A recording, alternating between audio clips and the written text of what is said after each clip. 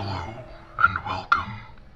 You may be wondering how you ended up here, but while I can assure you that how you got here is not important, why you got here is important. The algorithm. It has granted you the opportunity to give this video a view and my channel a new subscriber. In exchange for that, I will share my crafting knowledge with you. The device we are building tonight is one of my personal favorites. You may have already seen its function on one of my past YouTube shorts, but tonight I will show you how it was constructed and how the effect was achieved. Your past choices led you here. That's how the algorithm works. Watch or don't. Make your choice. Okay, now let's start the video. I'm going to start by using my bandsaw to cut a piece of polypropylene. This is a thermal plastic and I think it'll be well suited for this project. By the way, quick tip, don't ever mess around when you're using a bandsaw because this is like the most dangerous tool in the workshop. Anyway, with the PSA out of the way, we can begin to lightly sand this. This will hopefully make paint stick a little better to it later on. If you ever tried to paint plastic before, you know that paint usually isn't compatible with it, but we're going to do our best to make this work. Now this piece is meant to be the collar, so it's got to be curved, right? And to do that, I'm going to use a heat gun and just lightly go over it and kind of soften the plastic up until it's a little bit malleable and I can start bending it into a circle. Now when you're heating up plastic, you want to make sure not to overheat it because heated up plastic isn't a problem, but if it starts to burn, then the fumes that come off of that, that's bad. So be very careful when you're doing this. If the plastic starts to get a little kind of cloudy or kind of shiny, that's just the right amount. Anything more than that and you're risking your health, just letting you know. I also cut a couple pieces that are going to go on the side of the collar. If you noticed from that little example at the beginning, there's going to be a knife that's supposed to be driven into the neck through the collar. So there needs to be a slot for the knife to be inserted into, I guess. Now on the first one of these I built, I actually kind of just hot glued everything together because it was only ever meant to be a little film prop. You know, it just has to work for the shot, and after that it doesn't really matter. But since I'm showing you how to do it this time, I want to set a better example, and I'm going to use some screws to kind of hold this insert spot on. So hopefully it'll last a bit longer. And as you probably noticed, I didn't really think this part through. I probably shouldn't have curved the thing before putting the screws in, but hey, I learned that so you don't have to. You're welcome. Then to close up the sides of this thing, I'm just going to be lazy and hot glue a couple little strips of plastic in there. You know, I mean, if it ain't broke, don't fix it, right? It worked the last time I did it, it'll work this time. But hey, this is supposed to be a Jigsaw-inspired trap, you know, and all of his machines are a little rough looking, so hot glue is going to be fine. It's going to look like welds when we paint it, it'll be great. Well, it'll be okay anyway. And now would be a good time to make sure that the fake blade is going to fit into that slot. For the blade, I'm just going to use this little strip of aluminum. You can get that at most hardware stores. You know, easy to find. Also easy to cut and work with, so that's good. And basically I'm just taping it in place while I add the rest of the hot glue because just in case some of the hot glue melts and something shifts or some hot glue somehow leaks through, you know, I don't want it to fill the void in there and make it harder to fit the knife in. So this is just a precaution, you know, just to make sure things go well. And I'm taking the opportunity to make the hot glue look like some messy welds. On Instagram, people love to comment on my hot glue welds and tell me how, you know, awful they are and how they wouldn't hold up if they were real and how I needed to do dimes, but you know what? I like the sloppy look, and I ain't changing for nobody. Except for you. I would change for you guys, but, you know, you're cool. And to finish this part off, I just added a couple little pieces that are meant to be like structural supports because, I don't know, it just kind of makes it feel a little more industrial to me, and it just seems like something Jigsaw would do. And next we gotta mount this motor on because the machine ain't working without the motor, right? Gonna need that. Now to put this on, I'm just going to take this strip of aluminum and start bending it around and kind of make a little, maybe bracket type of thing, and rivet it on there, you know, just whatever works, right? That's what I love about saw traps, it's just get it done, you know? Also, I don't want these pliers to scrape up the aluminum, so I'm just going to wrap them up with a bit of painter's tape just to protect the metal a little bit. There's a free tip for you right there. Now, if you're anything like me, you're hot as hell and don't have the right tools for metal work. But luckily, aluminum is a really soft metal, so it's going to be a bit of effort, but we can make it work. That being said though, if I could do it all again, I probably just would have used a strip of plastic. It would have achieved the same effect and been a lot easier, saved me a lot of time. Now I want this trap to kind of look like a shackle, like it locks around the test subject's neck, but I don't want to actually lock them into this, you know, I'm funny like that. So I'm going to use this Dremel and I'm going to make a seam that is meant to imply an opening on the shackle, but it will really just be a fake line.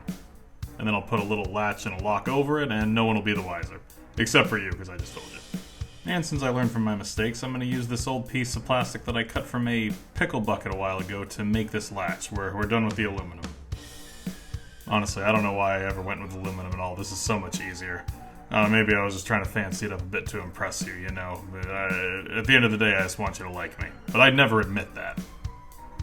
But yeah, always go with plastic when you can. I mean, sure, it is destroying the Earth from what I hear, and it's going to be around for like 1,000 years, but if anything, that's just a testament to the awesome power of this material. Super workable, and it'll never die.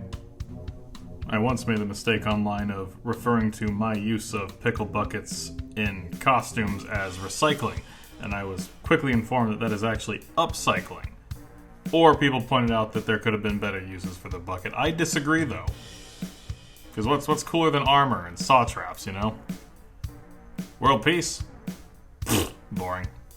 Anyway, I need to make a handle for this knife that's sticking out of the device, so cutting up a piece of wood on the bandsaw now. Now the handle is going to be one of the most important parts because that's what sells the whole illusion of the knife being driven into the collar. See, the handle is going to slide over the false blade, kind of like a sheath going onto it. So you need to make sure that it isn't too loose, just loose enough so there's no friction when it's sliding across. Well, I guess there'll always be some friction, but minimize friction. You don't want it too tight, but you don't want it too loose because then it'll just wobble all over the place. So it's a fine line, that's what I'm saying. And this blade is just barely wider than the one that I'm using, so if this one can slide through easily, then the actual one is going to do just fine. And once the glue was dry on the wood, which was a second for you and a day for me, I took it to the belt sander to refine the shape, make it a little more ergonomic, you know, more handle-like. Also, when you weren't looking, I primed and painted the collar. I'm sneaky like that. Then I brushed a little silver on the edges to make it look a little cruder, you know, like a jigsaw trap ought to.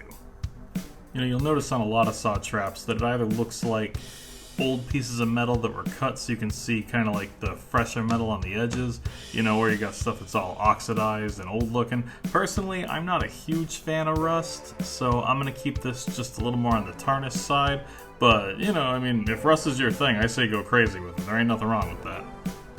Next, I want to fasten this fake blade into the collar, so I'm going to use this 2-part epoxy. It says that it's good for both plastic and metal, so we'll find out. Personally, I'm always skeptical when anything says that it works on plastic because, like, so many things don't stick to it. You know, like all these spray paints, they say that they're a paint and primer in one, and they definitely work on plastic, but they never do. It scratches right off. You know, if the plastic bends a little bit, the paint buckles and cracks and just flakes off everywhere. But I'm going to put some faith in this epoxy. It hasn't let me down yet, so I'm going to trust it. Also, now's as good a time as any to attach that motor, so I'm going to use some aluminum rivets to fasten it on. I prefer to use aluminum rivets because when you're riveting plastic together, sometimes steel rivets can be a little too strong and distort the plastic, so I say aluminum is the way to go. Then I'm going to use some wood stain to give the handle a little bit of color. Use gloves when you're using this stuff. I don't know if it's super dangerous, or just kind of, or not at all, but either way, just put gloves on. And hopefully this will make the knife handle look a little more old, a little worn, also more realistic. Also, I feel like this knife needs a guard, so I cut one out of a piece of foam and painted it with some acrylic silver, and that'll do just fine, I think. Then a few last minute touches. I'm going to put a little bit of craft foam over these screws in here because you don't want it scratching up the talent wearing it, you know? Or maybe you do, I'm not judging. Okay, so close now. I like to keep the knife about an inch onto the blade when it's fully extended. I think that gives it a decent amount of length to travel. And then I'm just going to tie some rope through this eyelet on the handle, then run another one through here just so we have an angle that is easy on the motor, and then just tie the end of it to the motor itself.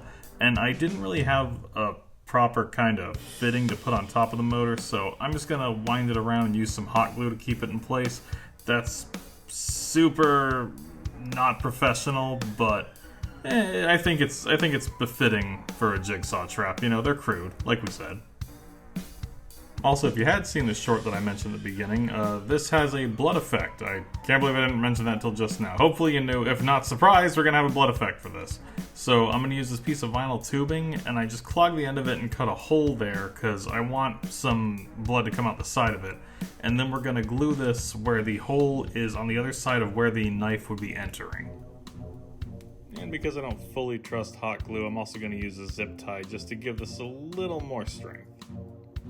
And the motor's powered by a 12-volt battery pack, and it has an on-off switch right on it, which is great, because when I'm doing this shot, I'm going to turn it on, let the handle run all the way down the length of the blade, and then just turn it off when it gets to the end. There's more sophisticated ways to do that, but we're working with a budget. And by the grace of God, this baby works. Also, if you ever want to reverse the motors, you just switch the wires and it turns the other way.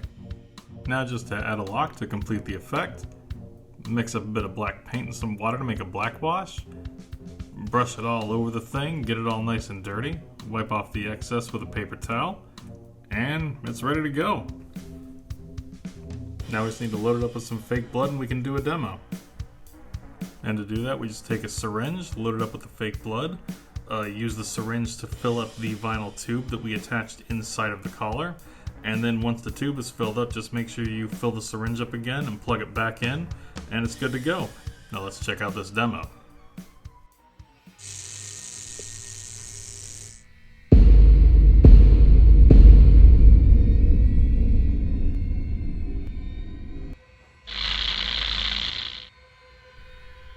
Hello, Rumi. I want to play a game. The device you currently have around your neck is attached Look, to I said I'd help with the demo, but I've got Starfield downloading, so can we move this along? Look, could you please take this seriously for a moment? You know this is very important to me. I asked you, you said you would. Okay, fine. Let's just do it again. Okay, great.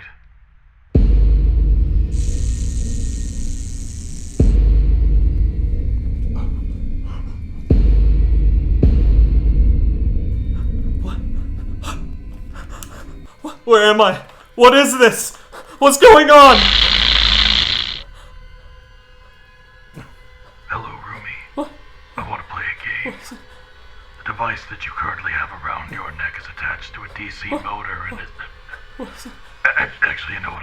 I'm sorry. This isn't working. I can't take this seriously.